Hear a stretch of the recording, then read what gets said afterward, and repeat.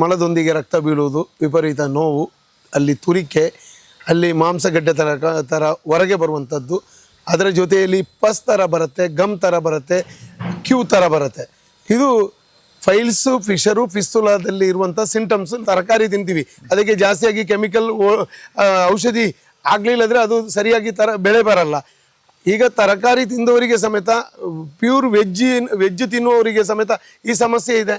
ನಾವು ಹೇಳೋದು ಇಷ್ಟೇ, ನೀವು ಆಪರೇಷನ್ ಅಂತ ಹೇಳಿ ಹೋಗಿ ಅದನ್ನು ಮಾಡಿಸುವ ಬದಲಿಗೆ ಫಸ್ಟಿಗೆ ಬಂದು ನಮ್ಮಿಂದ ಒಂದು 10 ದಿವಸದ ಔಷಧಿ ತಗೊಂಡು ಹೋಗಿ, ಆ 10 ದಿವಸದ ಔಷಧಿಯಲ್ಲಿ ನಿಮಗೆ ಸಿಗುವಂಥ ರಿಸಲ್ಟನ್ನು ನೋಡಿಕೊಂಡು ನೀವು ಮುಂದಿನ ನಿಮ್ಮ ನಿರ್ಧಾರವನ್ನು ನೀವು ತಗೊಳ್ಬೋದು. ಸುಮಾರು 2 ಲಕ್ಷದ ಮೇಲೆ ಪೇಷಂಟ್ ನಮ್ಮ ಹತ್ರ ಕ್ಯೂರ್ ಆಗಿದ್ದಾರೆ ಅಂತೇಳಿ. ಈಗ ನಮ್ಮದು ಬೆಂಗಳೂರಲ್ಲಿ ಕ್ಲಿನಿಕ್ ಸ್ಟಾರ್ಟ್ ಆಗಿ 1.5 ವರ್ಷ ಆಗಿದೆ. 6,000-7,000 ಪೇಷಂಟ್ ವಾಸಿ ಆಗಿದ್ದಾರೆ ಒಂದು ಕ್ಲಿನಿಕಲ್ಲಿ. ಸಂಪೂರ್ಣವಾಗಿ ನಿರ್ನಾಮ ಆಗತ್ತೆ, ಮತ್ತೆ ಜೀವನದಲ್ಲಿ ಮತ್ತೆ ಬರಲ್ಲ. ಅವರಿಗೆ 2 ತಿಂಗಳು ಕೋರ್ಸ್ ಮಾಡಿ ಮತ್ತೆ ಅವರ ಲೈಫ್ ಸ್ಟೈಲು ಮೊದಲು ಹೇಗಿತ್ತು ಅದೇ ಥರ ಅವರಿಗೆ ಆಹಾರ ಪದ್ಧತಿಯಲ್ಲಿ ಮುಂದುವರಿಬೋದು. ನಾವು ಕೊಡುವಂಥ ಸಾಲ್ಮರಾ ಫೈಲೋಕೇರ್ ಔಷಧಿ ಯಾವುದೇ ಕಾರಣಕ್ಕೂ ಅವರಿಗೆ ಕೊಟ್ಟಾಗ ಮತ್ತೆ ಅವರಿಗೆ ರಿಫಿಟ್ ಆಗಲ್ಲ ಅಂತೇಳಿ ಹೇಳ್ಬೋದು. ಸುದ್ದಿ ಮನೆಯ ಎಲ್ಲ ವೀಕ್ಷಕರಿಗೆ ನಮಸ್ಕಾರ. ವೀಕ್ಷಕರು, ಇವತ್ತು ನಾವು ಬಂದಿರತಕ್ಕಂಥದ್ದು ದಕ್ಷಿಣ ಕನ್ನಡ ಜಿಲ್ಲೆ ಪುತ್ತೂರು ತಾಲೂಕಿಗೆ ಇವತ್ತು ನಾವು ಬಂದಿರತಕ್ಕಂಥದ್ದು. ವೀಕ್ಷಕರೇ, ಇತ್ತೀಚಿನ ದಿನಗಳಲ್ಲಿ ಕಾಲಘಟ್ಟದಲ್ಲಿ ಸಾಕಷ್ಟು ಜನರು ಏನಾದರೂ ಒಂದು ಸಮಸ್ಯೆ ಎದುರಿಸ್ತಾರೆ ಅಂದರೆ ಅದು ಪೈಲ್ಸ್. ಸೊ ವೀಕ್ಷಕರೇ, ಈ ಮೂಲವಾದಿ ಅನ್ನೋದು ಸಾಕಷ್ಟು ಜನರು ಎದುರಿಸಿರ್ತಕ್ಕಂಥದ್ದು ಇತ್ತೀಚಿನ ಕಾಲಘಟ್ಟದಲ್ಲಿ. ಇವತ್ತು ನಾನು ಬಂದಿರತಕ್ಕಂಥದ್ದು ಸಾಲ್ಮರಾ ಹರ್ಬಲ್ ಕ್ಲಿನಿಕ್ಗೆ. ವೀಕ್ಷಕರು, ಇಲ್ಲೂ ಕೂಡ ಯಾವುದೇ ರೀತಿಯ ಆಪರೇಷನ್ ಇಲ್ಲದೆ ಗಿಡಮೂಲಿಕೆ ಔಷಧಿಯಿಂದ ಕ್ಯೂರ್ ಮಾಡ್ತಿರ್ತಕ್ಕಂಥ ಈ ಒಂದು ಕ್ಲಿನಿಕ್ಗೆ ಇವತ್ತು ನಾನು ಬಂದಿದ್ದೀನಿ. ಸೊ ಈ ಥರ ಸಾಕಷ್ಟು ಹೆಚ್ಚಿನ ಸಂಖ್ಯೆಯಲ್ಲಿ ಇಲ್ಲಿ ಪೈಲ್ಸ್ ವಿಚಾರವಾಗಿ ಜನಗಳು ಬಂದಿರತಕ್ಕಂಥದ್ದು. ಹಾಗಾಗಿ ಬನ್ನಿ ವೀಕ್ಷಕರು, ಇವತ್ತು ನಮ್ಮೊಟ್ಟಿಗೆ ಡಾಕ್ಟರ್ ಜಾಯ್ನ್ ಆಗ್ತಿದ್ದಾರೆ. ಡಾಕ್ಟರ್ನ ಒಂದಷ್ಟು ವಿಚಾರಗಳನ್ನ, ಪೈಲ್ಸ್ನ ಯಾವ ರೀತಿ ಕ್ಯೂರ್ ಮಾಡ್ತಾರೆ, ಗುಣಮುಖರಾಗಿ ಮಾಡ್ತಾರೆ ಅನ್ನೋದನ್ನ ಡಾಕ್ಟರಿಂದ ತಿಳಿಸ್ಕೊಳ್ಳುತ್ತಾ ಒಂದಷ್ಟು ವಿಚಾರಗಳನ್ನ ಮಾತಾಡಿಸ್ತಾ ಹೋಗ್ತೀನಿ. ಬನ್ನಿ ವೀಕ್ಷಕರೇ, ಈಗ ನಮ್ಮೊಟ್ಟಿಗೆ ಸಾಲ್ಮರಾ ಆಯುರ್ವೇದ ಕ್ಲಿನಿಕ್ನ ವೈದ್ಯರು ನಮ್ಮೊಟ್ಟಿಗೆ ಇದ್ದಾರೆ. ಒಂದಷ್ಟು ವಿಚಾರ ಅಂದರೆ ಪೈಲ್ಸ್ನ ಕುರಿತಾಗಿ ನಾನು ಒಂದಷ್ಟು ನನ್ನಲ್ಲಿರ್ತಕ್ಕಂಥ ಡೌಟ್ಸ್ಗಳ ಡಾಕ್ಟರ್ ವೈದ್ಯರನ್ನ ಕೇಳ್ತಾ ಹೋಗ್ತೀನಿ. ಸರ್ ನಮಸ್ತೆ. ನಮಸ್ತೆ ಸರ್. ಇತ್ತೀಚಿನ ಕಾಲಘಟ್ಟದಲ್ಲಿ ಸಾಕಷ್ಟು ಜನರು ಈ ಪೈಲ್ಸ್ ಅನ್ನ ತುಂಬಾ ಜನ ಎದುರಿಸ್ತಿರ್ತಾರೆ ಸರ್. ಮೂಲವಾಗಿ ಈ ಪೈಲ್ಸ್ ಹೇಗೆ ಬರುತ್ತೆ, ಇದ್ರ ಗುಣಲಕ್ಷಣಗಳೇನು ಸರ್? ಈಗಿನ ಜನರೇಷನ್ನಲ್ಲಿ ಎಲ್ಲರಿಗೂ ಸಮೇತ ಮೂಲವ್ಯಾಧಿ ಸಮಸ್ಯೆ ಇದೆ. ಅಂದರೆ ಮಲದೊಂದಿಗೆ ರಕ್ತ ಬೀಳುವುದು, ವಿಪರೀತ ನೋವು, ಅಲ್ಲಿ ತುರಿಕೆ, ಅಲ್ಲಿ ಮಾಂಸಗಡ್ಡೆ ಥರ ಹೊರಗೆ ಬರುವಂಥದ್ದು, ಅದರ ಜೊತೆಯಲ್ಲಿ ಪಸ್ ಥರ ಬರುತ್ತೆ, ಗಮ್ ಥರ ಬರುತ್ತೆ, ಕ್ಯೂ ಥರ ಬರುತ್ತೆ. ಇದು ಫೈಲ್ಸು, ಫಿಶರು, ಫಿಸ್ತುಲಾದಲ್ಲಿ ಇರುವಂಥ ಸಿಂಟಮ್ಸ್ ನಾನು ಹೇಳಿದ್ದೀನಿ. ಈಗ ಇದು ಯಾವ ಥರ ಬರುತ್ತೆ ಅಂತ ಹೇಳಿದರೆ, ಕೆಲವರಿಗೆ ಆಹಾರ ಪದ್ಧತಿಯಲ್ಲಿ ಏರುಪೇರಾಗತ್ತೆ. ಅಂದರೆ ಹೊರಗಡೆ ಹೋಗ್ತಾರೆ, ಅಲ್ಲಿ ಮಸಾಲ ಐಟಮ್ ಜಾಸ್ತಿಯಾಗಿ ತಿಂತಾರೆ, ಖಾರ ಜಾಸ್ತಿ ಯೂಸ್ ಮಾಡ್ತಾರೆ, ಫ್ರಿಜ್ಜಲ್ಲಿ ಇಟ್ಟಂಥ ಪದಾರ್ಥವನ್ನು ಜಾಸ್ತಿ ಯೂಸ್ ಮಾಡ್ತಾರೆ, ಬಿಸಿಲಿಗೆ ಜಾಸ್ತಿ ಹೋಗಿ ಓಡಾಡ್ತಾರೆ. ಅದೇ ಥರ ಹೆವಿ ಇರುವಂಥ ಐಟಮನ್ನು ಎತ್ಕೊಳ್ಳುವಂಥವರಿಗೆ ಸಮೇತ ಈ ಸಮಸ್ಯೆ ಬರುತ್ತೆ. ಆಟೋ ಡ್ರೈವರು, ಬಸ್ ಡ್ರೈವರು, ಈ ಥರ ಜಾಸ್ತಿಯಾಗಿ ಡ್ರೈವಿಂಗ್ ಮಾಡುವಂಥವರಿಗೆ ಸಮೇತ ಈ ಸಮಸ್ಯೆ ಬರುತ್ತೆ. ಟೈಲರ್ ಕೆಲಸ ಮಾಡುವಂಥವರಿಗೆ ಬರುತ್ತೆ. ಈಗಿನ ಜನ್ರೇಷನಲ್ಲಿ ಅಂದರೆ ಕೇವಲ 1-3 ವರ್ಷದ ಮಕ್ಕಳಿಗೆ ಸಮೇತ ಜಾಸ್ತಿಯಾಗಿ ಕಂಡು ಬರುವಂಥ ಕಾಯಿಲೆ ಈ ಮೂಲವ್ಯಾಧಿ ಸಮಸ್ಯೆ. ಈಗ ಈ ಮೂಲವ್ಯಾಧಿ ಹೆಂಗೆ ಬರುತ್ತೆ ಅಂದರೆ, ತಂದೆಯಿಂದ ಮಕ್ಕಳಿಗೆ ಸಮೇತ ಬರುವಂಥ ಚಾನ್ಸಸ್ ಇದೆ, ವಂಶ ಪಾರಂಪರ್ಯ ಆಗಿ ಸಮೇತ ಬರುವಂಥ ಚಾನ್ಸಸ್ ಇದೆ. ಅಥವಾ ಜಾಸ್ತಿಯಾಗಿ ITBTಯಲ್ಲಿ ಕೆಲಸ ಮಾಡುವಂಥವರಿಗೆ ಸಮೇತ ಜಾಸ್ತಿಯಾಗಿ ಈ ಸಮಸ್ಯೆ ಬರ್ತಾ ಇದೆ.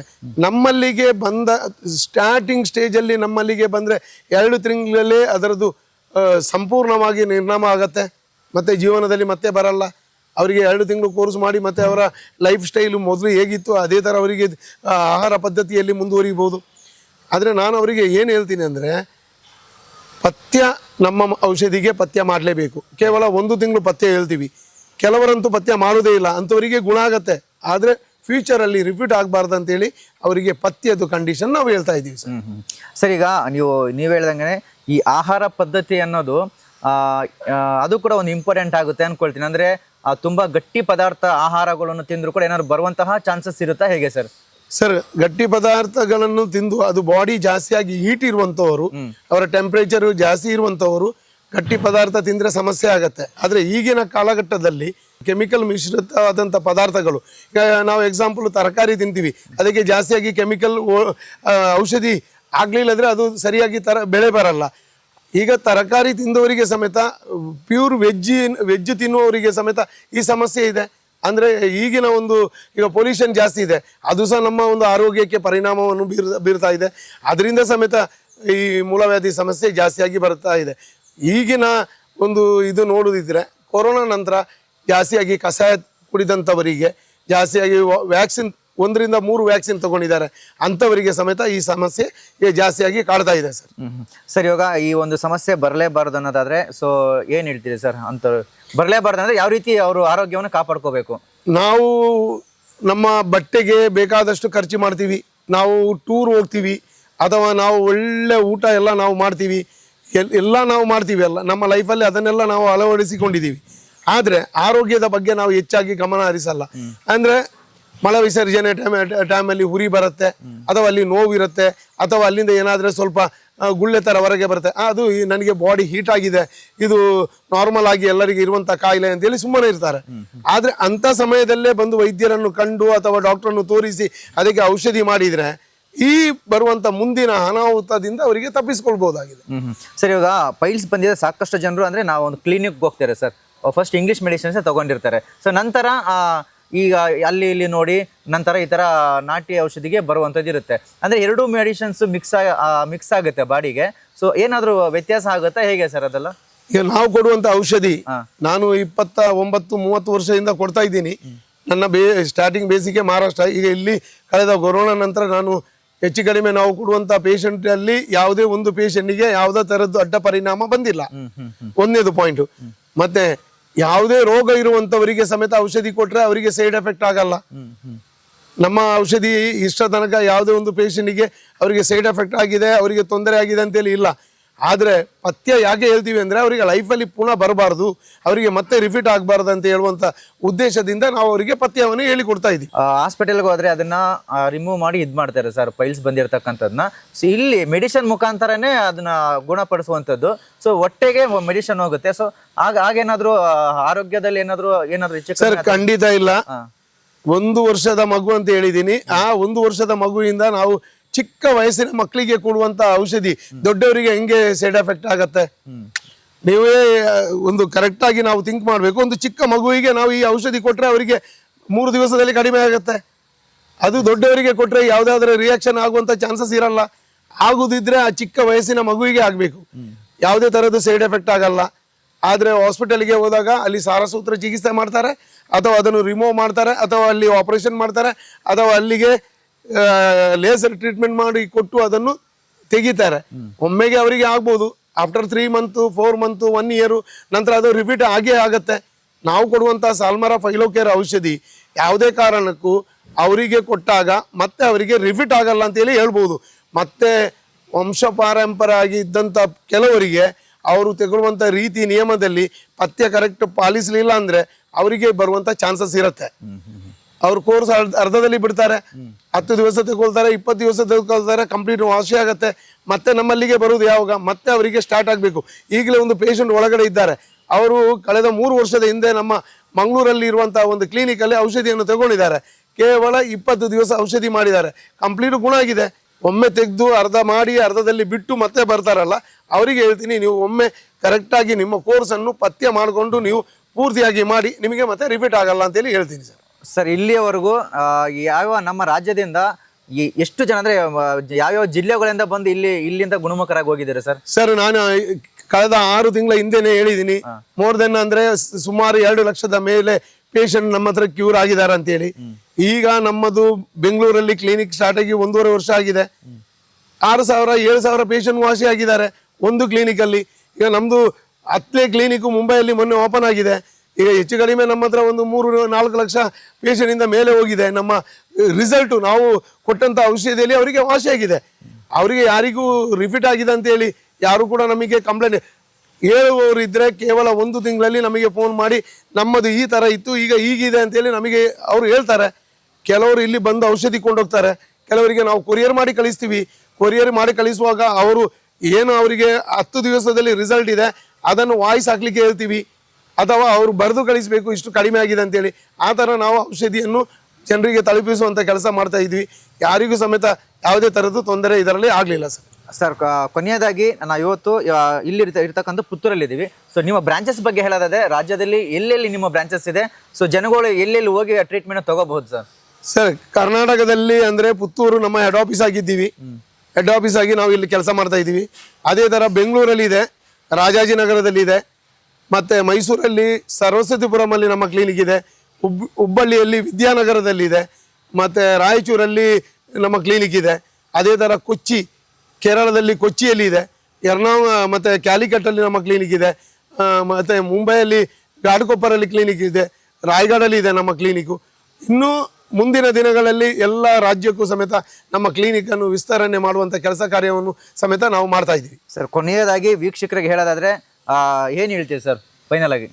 ನಾವು ಹೇಳೋದು ಇಷ್ಟೇ, ನೀವು ಆಪರೇಷನ್ ಅಂತ ಹೇಳಿ ಹೋಗಿ ಅದನ್ನು ಮಾಡಿಸುವ ಬದಲಿಗೆ ಫಸ್ಟಿಗೆ ಬಂದು ನಮ್ಮಿಂದ ಒಂದು 10 ದಿವಸದ ಔಷಧಿ ತಗೊಂಡು ಹೋಗಿ, ಆ 10 ದಿವಸದ ಔಷಧಿಯಲ್ಲಿ ನಿಮಗೆ ಸಿಗುವಂಥ ರಿಸಲ್ಟನ್ನು ನೋಡಿಕೊಂಡು ನೀವು ಮುಂದಿನ ನಿಮ್ಮ ನಿರ್ಧಾರವನ್ನು ನೀವು ತಗೊಳ್ಬೋದು. ಈ 10 ದಿವಸದಲ್ಲೇ ಅವರಿಗೆ 30ರಿಂದ 40% ರಿಸಲ್ಟ್ ಸಿಗುವಾಗ ಅವರು ಆಪರೇಷನ್ ಮಾಡಿಸಿಕೊಂಡು ಅವರ ಜೀವನ ಪೂರ್ತಿಯಾಗಿ ಕಷ್ಟ ಅನುಭವಿಸುವ ಬದಲಿಗೆ ನಮ್ಮ ಔಷಧಿಯಿಂದ ನೀವು ರೋಗ ಮುಕ್ತರಾಗಿ ಅಂತ ಹೇಳಲಿಕ್ಕೆ ಇಚ್ಛಪಡ್ತೀನಿ. Thank you sir, thank you so much. ಒಳ್ಳೆಯ ಮಾಹಿತಿ ಕೊಟ್ಟಿದ್ದಕ್ಕೆ ಥ್ಯಾಂಕ್ ಯು ಸರ್, ಧನ್ಯವಾದಗಳು. ನಮಸ್ತೆ. ಏನು ಸಮಸ್ಯೆಗೆ ಬಂದಿದ್ರಿ ಇಲ್ಲಿ? ಏನು ಪ್ರಾಬ್ಲಮ್? ಸ್ವಲ್ಪ ತುರಿಕೆ ಎಲ್ಲ ಇತ್ತು, ಅದು ತುರಿಕೆಗೆ ಅಂತ ಬಂದದ್ದು. ಅದ ಯೂಟ್ಯೂಬಲ್ಲಿ ನೋಡಿದ್ರೆ ಅದೊಂಥರ ಅಡ್ರೆಸ್ ಕೇಳ್ಕೊಂಡು 1 ವರ್ಷದಿಂದ ಎಷ್ಟು ವರ್ಷದಿಂದ ನೀವು ಇದನ್ನ ಇದು ಮಾಡ್ತಿದ್ರೆ ಫೇಸ್ ಮಾಡ್ತಿದ್ರೆ? 1.5 ವರ್ಷದಿಂದ ಸ್ವಲ್ಪ ವೀಕ್ ಆದೆ. ಮೊನ್ನೆ ವಾಪಸ್ ವೀಕ್ನೆಸ್ ಜಾಸ್ತಿ ಆಗಿದೆ, ಫುಡ್ ತಿಂದ್ರು ಸಹ ಇದಿಲ್ಲ. ಅದ ನಂತರ ನಮ್ಮ ಮಿಸಸ್ ಮನೆಯಲ್ಲಿ ಮೊಬೈಲಲ್ಲಿ ನೋಡ್ಕೊಂಡು ಇಲ್ಲಿ ಕಡೆ ಮದ್ದಿದ್ದು ಒಳ್ಳೆ ಅದಾಗ್ತದೆ, ಅಲ್ಲಿಗೆ ಹೋಗುವ ಅಂತ ಕರ್ಕೊಂಡು ಬಂದ್ರು. 10 ಟ್ರೀಟ್ಮೆಂಟ್ ಆಗಿದೆ, ಈಗ ಸ್ವಲ್ಪ ನಾರ್ಮಲ್ ಅಂತ ಉಂಟು, 50% ಬಂದಿದೆ. ಈಗ ಕಂಟಿನ್ಯೂ 3 ತಿಂಗಳು ಮಾಡ್ಲಿಕ್ಕೆ ಹೇಳಿದ್ದಾರೆ, ಕೋರ್ಸು ಪೂರ್ತಿ ಮಾಡಬೇಕು ಅಂತ ಹೇಳಿದ್ದಾರೆ. ಸೊ ಇಲ್ಲಿ ಯಾವ ತರ ಸರ್, ಅಂದ್ರೆ ಈಗ ರಿಸಲ್ಟ್ ಯಾವ ತರ ಇದೆ? ಸೊ ಇಲ್ಲಿ ಯಾವ ತರ ಮೆಡಿಸಿನ್ಸ್ ಕೊಡ್ತಾರೆ ನಿಮ್ಗೆ, ಹೇಗೆ ಅಂತ? ಅದೇ ಒಂದು 3 ಹೊತ್ತು ಕುಡಿಯೋದು, ಅದೊಂದು ಮದ್ದು ಕೊಡ್ತಾರೆ. ಅದನ್ನೊಂದು ಟ್ಯಾಬ್ಲೆಟ್ ಒಂದು ರಾತ್ರಿ ಮಲಗುವ 2 ತಗೊಳ್ಳಿಕ್ಕೆ, ಮತ್ತೆ ಒಂದು ಬೆಳಿಗ್ಗೆ ಒಂದು 5:30ಗೆ ಒಂದು ಮದ್ದು ಕೊಡ್ತಾರೆ ಗ್ಯಾಸ್ಟ್ರಿಕ್ ಪ್ರಾಬ್ಲಮ್ಗೆ, ಅದನ್ನು ತಗೊಳ್ತಾ ಇದ್ದೇನೆ. ಸೊ ಇಲ್ಲಿ ಅಂದ್ರೆ ಯಾವುದೇ ರೀತಿ ಆತರ ಆಪರೇಷನ್ ಆಗಿ ತೆಗಿಬೇಕು ಆ ತರ ಏನಿಲ್ವಾ? ಏನಿಲ್ಲ.